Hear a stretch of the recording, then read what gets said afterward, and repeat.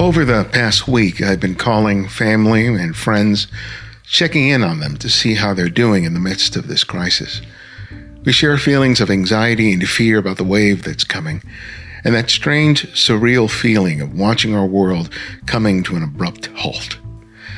Yet this crisis reminds me how many good people I have in my life. Rather than talking about inept government or sharing false rumors, we take pleasure in talking to each other either by phone or Skype or Zoom. For a brief time, we shut off the noise and just connect. We're not in denial about what's happening. We know all too well that we, our families, our friends, our public servants, and people all over the world, we know what we're all facing. It's not about burying our heads in the sand. Instead, it's simply letting the other person know that they're not alone. Because despite the fact that everyone on this planet is going to be impacted by this crisis in one way or another, it's far too easy to think you are alone in this. Recent events had not yet happened when I asked Francisco Alcala to appear as a guest on the show. I was inspired and moved by the work he's done with his nonprofit Home Storytellers, which he founded alongside his daughter, Alejandra. In collaboration with NGOs, Home Storytellers uses multimedia to tell the stories of refugees who, with the help of these organizations, create a new life for themselves after having lost everything. In the face of the threat of this pandemic that threatens life and livelihood, I take my cue from people like these. People who have already lost everything, yet who choose to rise up. They've lost their lands, their home, their property, loved ones, and have every reason to give up, but they don't. We don't know what life will look like on the other side of this crisis. Some of us will have lost more than others.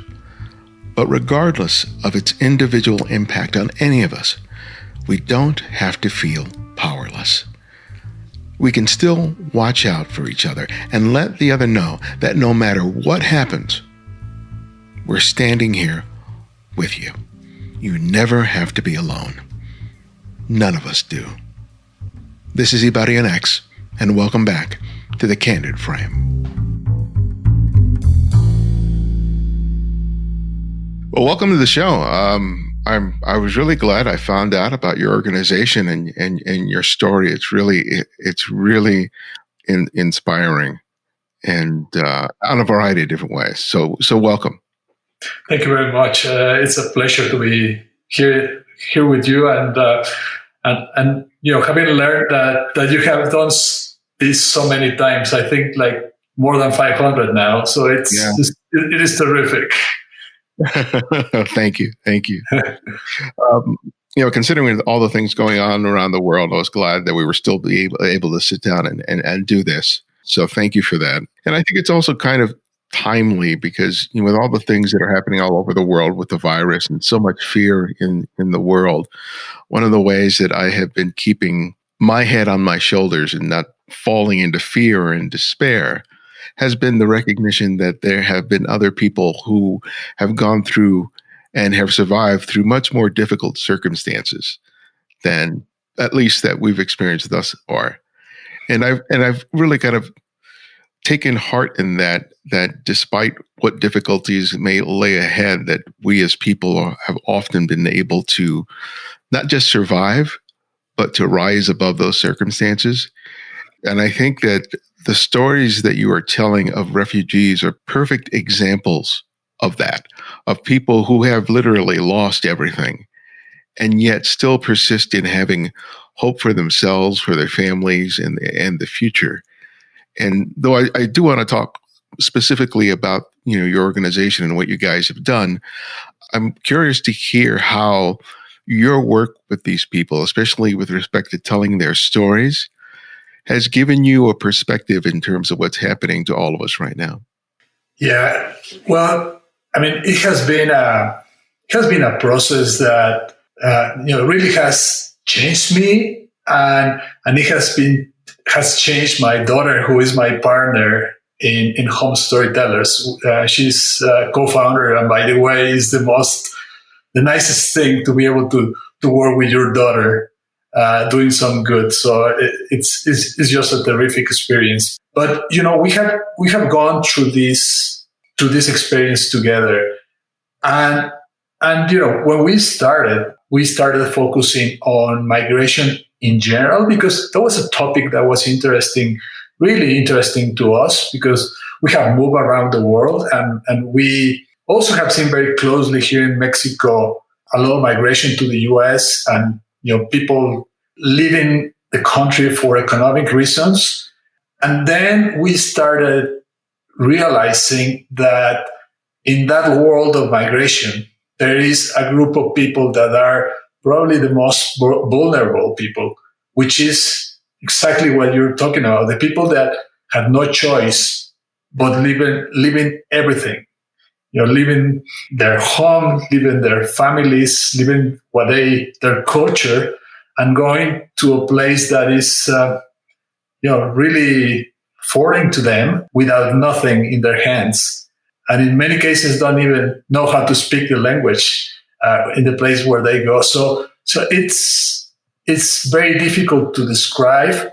So as we have gone and started doing this work, we started having the possibility to speak to people under these circumstances, and learn that after going through this terrible situation, they can still think about the future in a positive way, and that was so amazing.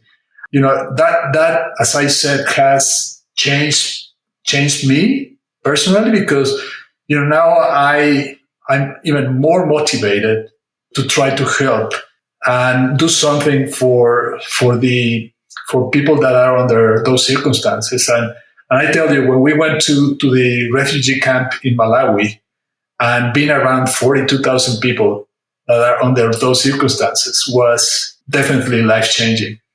Yeah, it's what's heartening about it is that not only that people have hope under these circumstances, but there are people out there actively helping these people. And it's just a reaffirmation that we get through these things together, and that it's not about demonizing other people for whatever reason, or thinking that they're less than.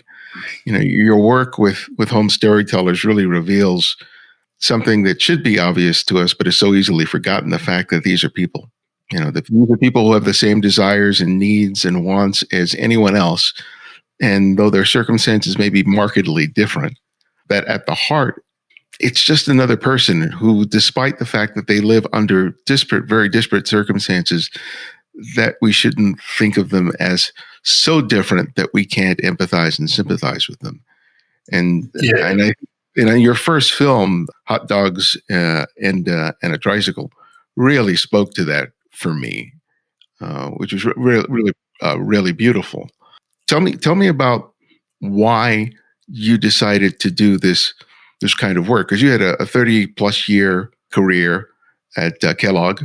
You lived in Mexico, the United States, Australia. You retired. You could have just been a man of leisure, and just enjoyed the rest of your years.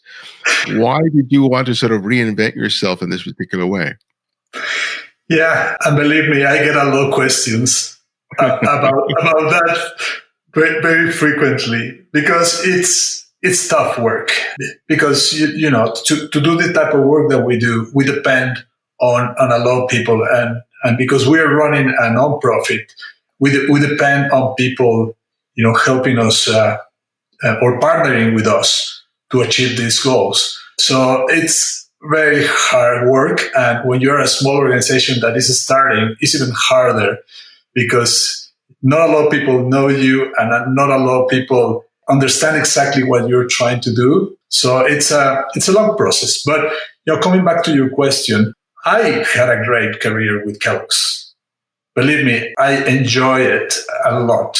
It was a career where I had the opportunity to do things that I never expected. I was running manufacturing plants with a lot of great people and in lots of different places. In Latin America, we had plants in Mexico, in Guatemala, in Brazil, Colombia, Venezuela, and in Asia, I had plants in India, in Korea, Japan, and Australia. So I had the opportunity to go to all these places and meet people in all these manufacturing plants. And I just realized that people are people everywhere, and everybody has needs, and everybody has an understanding that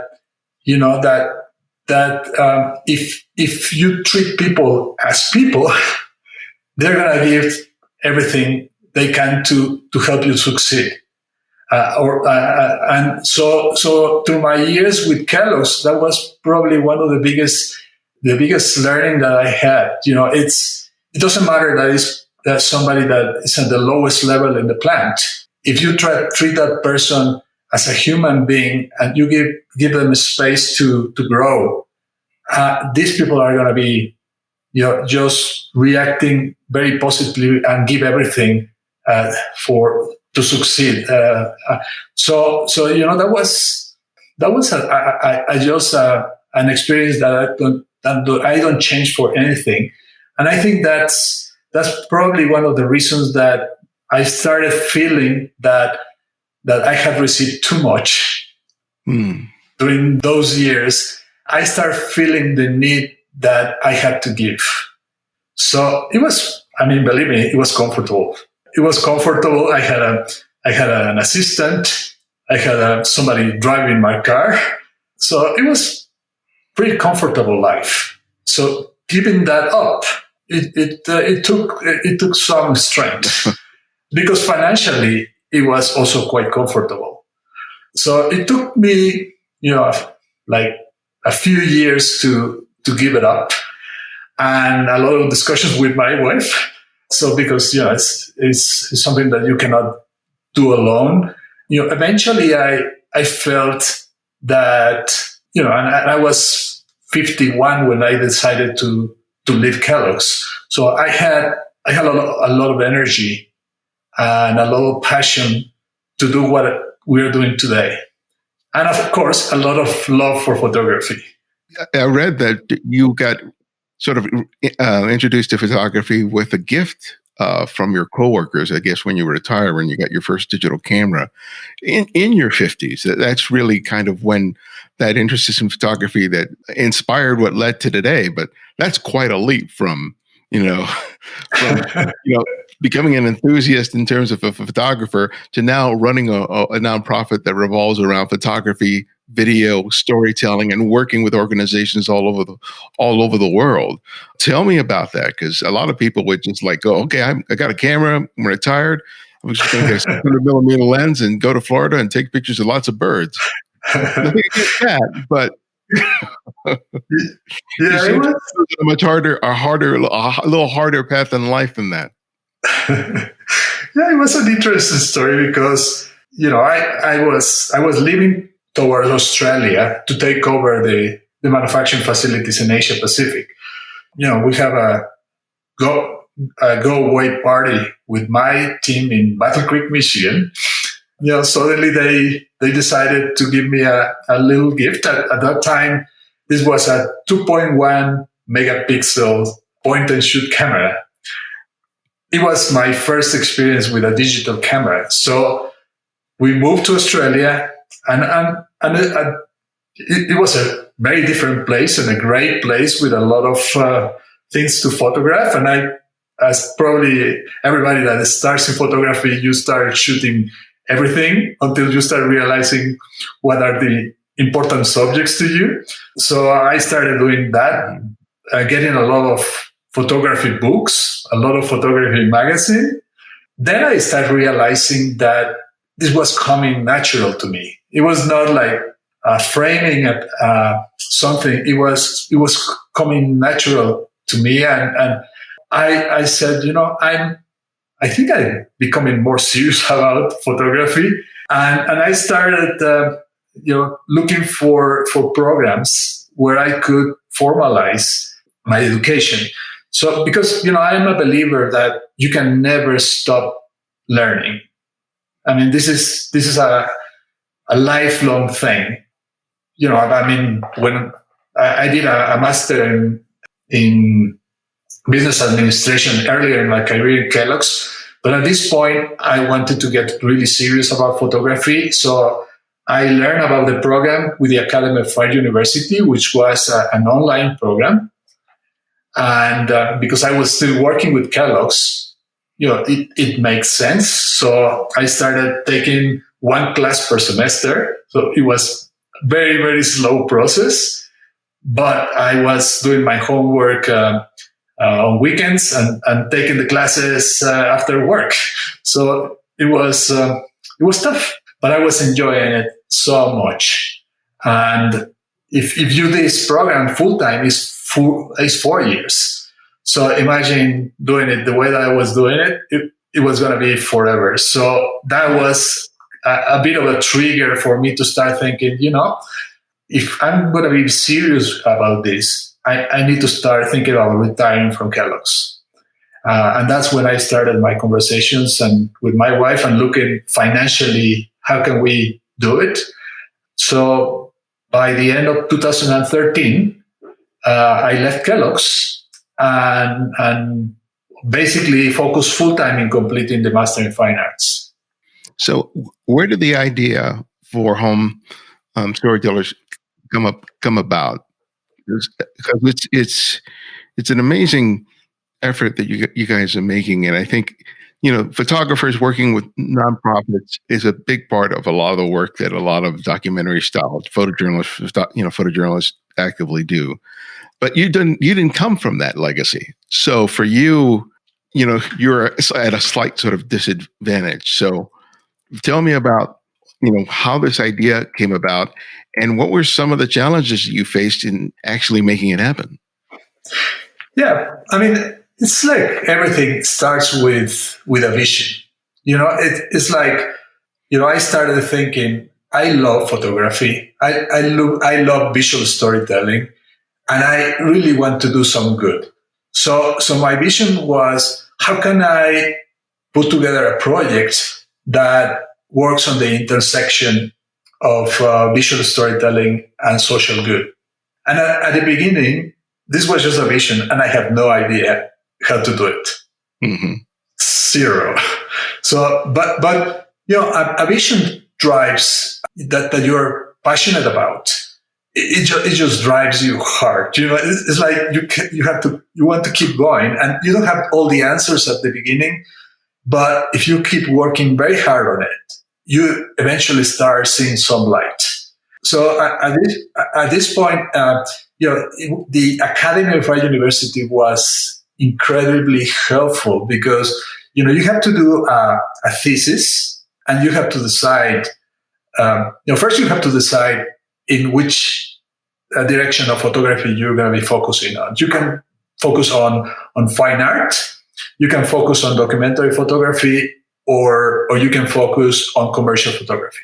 That's one of the first decisions that you have to take when you enroll. And I had no doubts that I wanted to focus on documentary photography. And then, you start learning a lot about documentary photography and seeing a lot of perspectives. And the next decision, more or less at the middle of the way, is what kind of thesis work you're going to be doing. Because for the rest of the program is around your thesis project. So you have to decide what kind of project you want to do, and then all the topics that you're going to be learning to support your thesis work. So that was the way. So I started with documentary photography, started deciding what was my thesis work, and I started working with a nonprofit here in my city. And this is a nonprofit that works with women empowerment. So I started photographing for them and started getting involved with the program and learning how do they work and getting really involved with the people in the rural communities.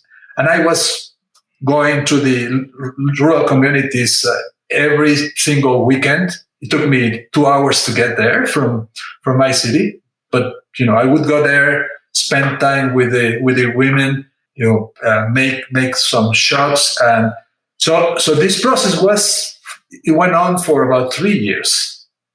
So I had a lot of chance to really understand the power of the image in helping people understand the work that a nonprofit is doing. So that was my thesis work, but at the same time, the academy has almost at the end of the program, you have a class where they call it business. I'm trying to think the name of the class, but the point is that you have to put together a project on what are you going to do what once you are out of the program. So it's like putting together a business plan. So I decided that my business plan was going to be focusing around the migration, and it was going to be focusing around storytelling for migration topics. So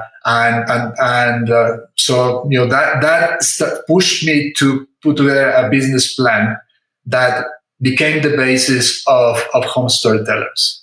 One of the challenges when you start something new, whether it's a nonprofit like yours or just a standard photographic business, is finding your first client. and so that's always as great as you have an idea as you think you have, or a service or talent that you have nothing unless you have someone to work with. So tell us about that particular challenge. To tell you the truth, for us was not such a big, difficult task. And I will explain why. Basically, our process is about recognizing and finding the best solutions for refugee self-reliance. Okay, so we do research, and through the research, we find a lot of great nonprofits that I am doing, incredible work. And the other thing that we looked is organizations that are not so big, that have so many resources that can really pay for the type of work that we do. What we did was to start doing research, and we found an organization called Asylum Access. This organization is,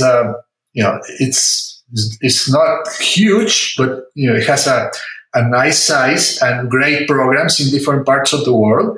And basically, we called them and we said, "This is the way we work. We want to do for you a documentary that speaks about the great work that you are doing."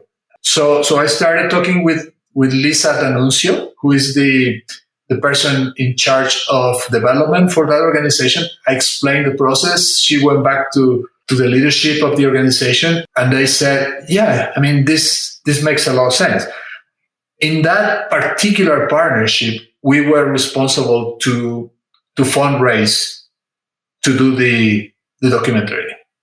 Okay, so we took on the responsibility to do the fundraising, and then we actually donated the film to Asylum Access. So that's why for us, it was not so difficult to find our first client. The more difficult thing was to fundraise to be able to fund the production of the documentary. And did you crowdsource the funding for that? Yeah, we did a number of things. Because we were a new nonprofit, as probably most of the new profits do, start with friends and family. And then we started expanding to do crowdfunding. And that's basically where we got the part of the funds. And then we have some donors, individual donors, and it came finally, and so we were able to make it. It was not easy, but we were able to come out of this right now. We are now expanding our sourcing, the source of our funds, and now we're exploring corporate sponsorships. And we are also exploring, I mean, we have some foundations that are interested in supporting our work. So it's expanding beyond crowdfunding and major donors. But we also think that, depending on the type of organization, there are some organizations that are, bigger and they have the funds to hire us. And, we also are open to do that type of work. The films are that I've seen so far. The first one that I already mentioned, and then you have another one. It's called Sawdust that you did doing in Malawi. Even the trailer for Sawdust is amazing. Uh-huh. And we've been talking primarily about your interest in photography, but you're choosing to incorporate motion and I'm sure that stills play a part in that. But tell me about the choice to use video and motion as a component of your storytelling and not simply relying on stills, because video, audio, it adds a level of cost and complexity to any production. Mm-hmm. So tell us about the choice to lead in with that. Yeah. Well, first of all, I never leave photography because I love photography. Every time I have the possibility to create photographs as part of our process, I do it. And, when we went to Malawi, I created a lot of, photographs that we are already using. Similar thing with the project with Asylum Access. Asylum Access is using photographs as part of besides the documentary, the video, they are using photographs that we also donated to them. So photographs have a very important role in our process. However, the film, it has another very important role because the type of stories that we're telling require to get the viewers getting a lot more involved with the story than what we can do with the photographs. And we could do it with photographs and a write-up. However, in these days, I think people are more keen to watch a documentary than reading a big paper. Today, film is huge and growing, and so we decided that in order to deliver our objective of inspiring people, businesses, inspiring governments, and inspiring foundations to act in support of these solutions towards self-reliance for the refugees, we believe that a film plays a very, very strong role in achieving that goal. So we're combining both photographs and film to achieve that objective that we have. Of course, it's complex because you require a team effort in order to produce the type of film that we are producing. In the case of Malawi, we are planning right now for the production, and we have a 4-people crew that we have to take to Malawi to do the film, and that's not cheap at all.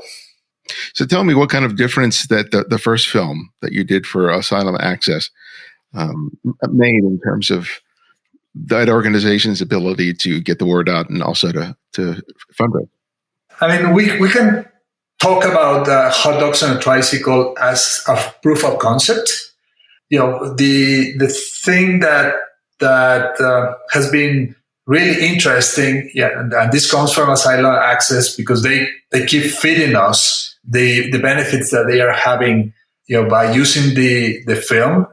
We received the latest numbers is that in 7 months they actually fundraised $120,000 of incremental funding for their programs. which is actually, we were really pleasantly surprised because they haven't gone all the way with their campaign because there is some safety concerns with Mario's sister, who is still in El Salvador. So they haven't gone with a full campaign, but they have used it in some screenings, and they have used it with their foundations and with potential foundations and with individual donors. And the response that they have had has been just terrific. The other interesting side of this is that after they start showing it to different companies in Mexico, the number of companies joining their hospitality route program, which is once the refugee person is legally in Mexico, how can they help them to get a job? So 8 new companies have joined their hospitality route program. So for us, that's also terrific news, and for them, of course. That must be very heartening to see that this idea that started as a little germ in your head is going to be able to help so many people. Yeah, it is. It is just amazing. It is an amazing feeling, and the thing is that every day we are learning, and we believe that the impact can grow significantly. I didn't mention, which is probably relevant, that as I was thinking about this vision, I got in touch with a person that I don't know if you have met, but is an incredible person, Annie Griffiths. Yeah, she is one of the first National Geographic photographers, and she's in the New York City area. She was so kind because she started an organization in probably about 8 or 9 years by now. It's called Ripple Effect Images. And she associated with a number of different National Geographic photographers and created this collective. And they have been supporting projects around the topic of women's empowerment for all these years. The beautiful thing is that what they have found is that for every dollar that people have invested in the creation of these documentaries, the benefited organizations have received $10 of incremental funding. It's just amazing. And Annie Griffiths has helped me to, at the beginning of this process in terms of a lot of things that it would have taken me a lot of time to learn. It was such a nice help as we started thinking about this process. So with Hot Dogs on a Tricycle, under the restrictions that I told you in terms of the communication, we are already at $4 per one invested, and for Sawdust, with the learning that we have, we will reach at least $6 per one invested in the film. Oh, wow, that's amazing. Because one thing that we are doing differently is that we will have a funded, what we're calling a social impact campaign that takes the film to audiences that can be interested in supporting the cause. So we have learned a lot about that, and in this new project, we are going to be applying those learnings, and we believe that and we're committing actually to delivering incremental $300,000 to the organization that we're helping, which is There Is Hope in Malawi. Well, you're working with a bunch of talented people, not least of which are like Ed Cashy, Joanna Toro, who was a former guest of the show. But oh, really? Yeah, but you're also working with your daughter, which is probably a very unique experience. And you actually co-founded this organization with her. Tell us a little bit about her and how it's been collaborating with your daughter, Andra. Yeah, I'll get to talk about my daughter, but I cannot not talk about the experience with Ed Cashy. I mean, we worked together on producing Hot Dogs on a Tricycle. it was the first time that I had the chance to meet Ed. And believe me, it's an incredible person as a human, as a photographer, as a filmmaker. We learned so much from him. And thanks to Ed and also Caroline Goldman, who was the producer, we were able to, that was Hot Dogs on a Tricycle, is our first production. And, thanks to a team effort with them, this project has been, a pretty good success for being the first one. It's so nice to meet people like Ed and Caroline. It is incredible people that you can feel that they are doing this because they want to help the world. And it's a pleasure to work with people like them. So now my daughter, Alejandra, she is a graphic designer. She actually did her college in Spain. She asked her dad and mom if we could support her to go to Spain and do her college there. I mean, we couldn't complain because we created global kids and we moved them around the world. So the world became their home. It was very hard for us to say no. So we actually support her. She went to Spain, completed her college there, and she liked it so much there that she decided to stay there and find a job. As a graphic designer, she got working with a French company, and they were doing some interesting work around supporting shows where there's a big show in Barcelona for mobile phones. So they actually were preparing the shows for different companies. It was a lot of learning for her, but she started feeling that she needed to do something.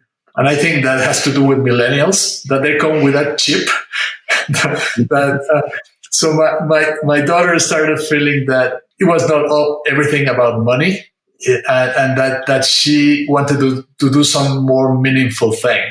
So at that time, I started talking about my idea to her, and suddenly she started saying, I really like what you're talking about. So at the end, I invited her to join me in finalizing the details of the project. And to tell the truth, we wouldn't be what we are today without her input, because she brings a completely different set of skills to what I have, and we have complemented each other in a really beautiful way. It's like we have an objective for what we're doing, and we are separated by the Atlantic Ocean, but each one of us know what we have to do, and so she does her thing, I do what I have to do, and we never feel that the other is not doing what we need to do. Yeah, it's a great team effort, and she's a great editor. She edited Hot Dogs on a Tricycle. Oh, she did a great job. Yeah, and she edited she contributed with film and edited the Sawdust pitch that you watched. Okay. It's just incredible. We're on a day-to-day basis. It's basically my daughter and I, because Ed and everybody else, come when we have projects to execute. But on the day-to-day managing of the organization, it's at this point is my daughter and I. I think that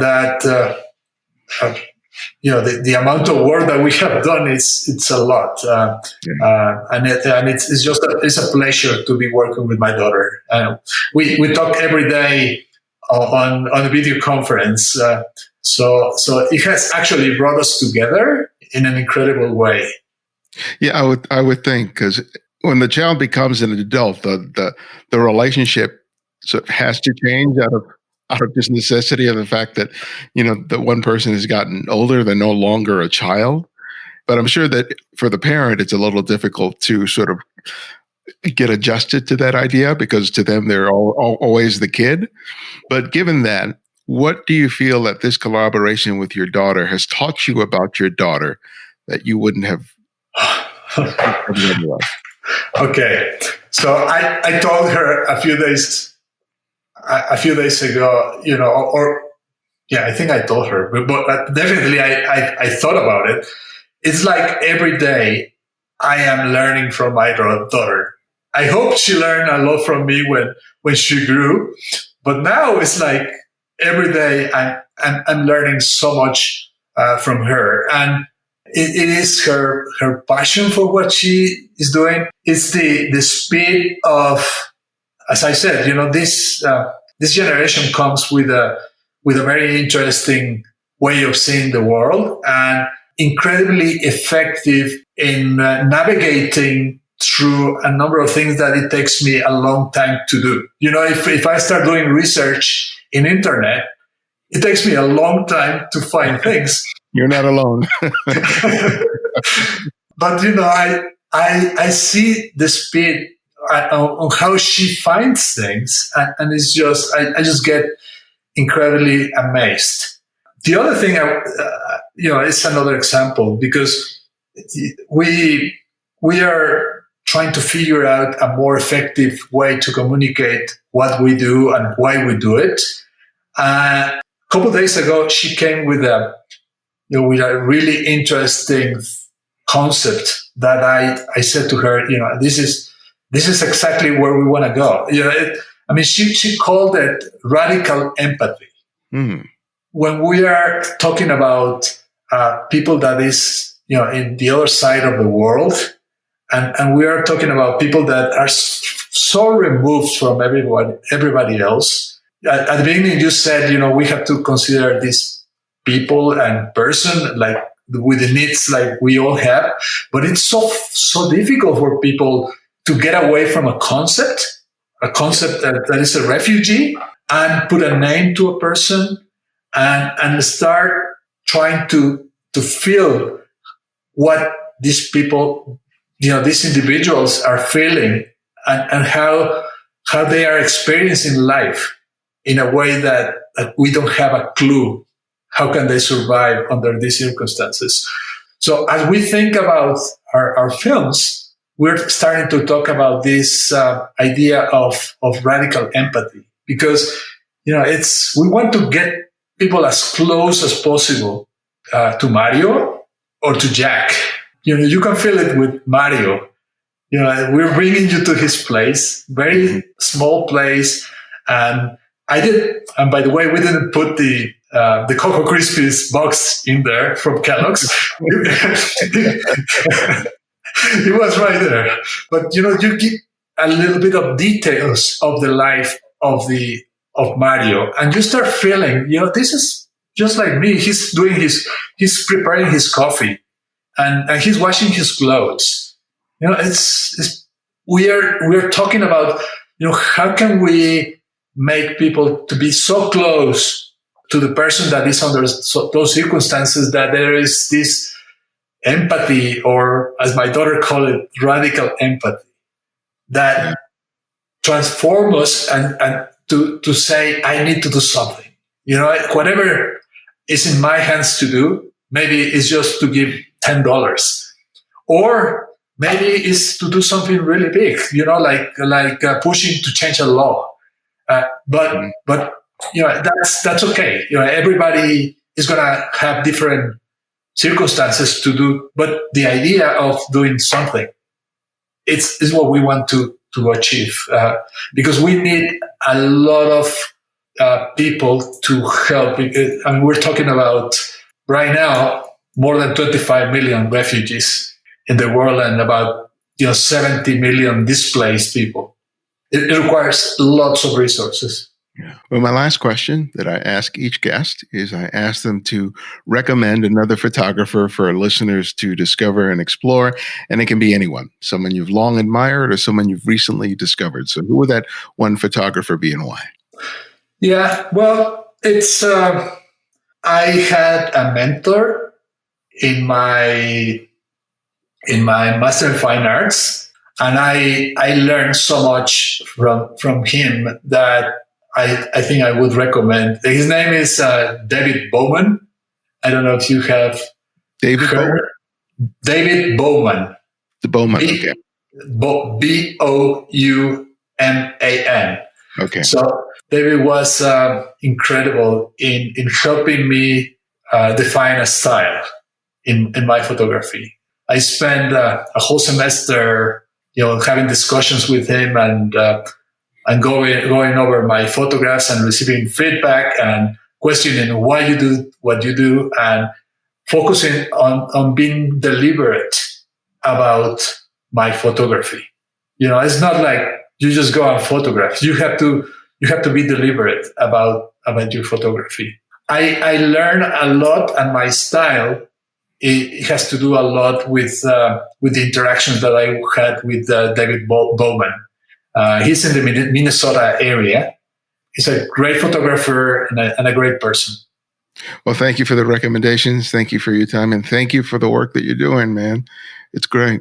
Thank you. I really appreciate having the time and meeting you and having the opportunity to speak about what we're trying to do and hopefully, together we can make a difference. There are a lot of lives that are depending on the world doing something.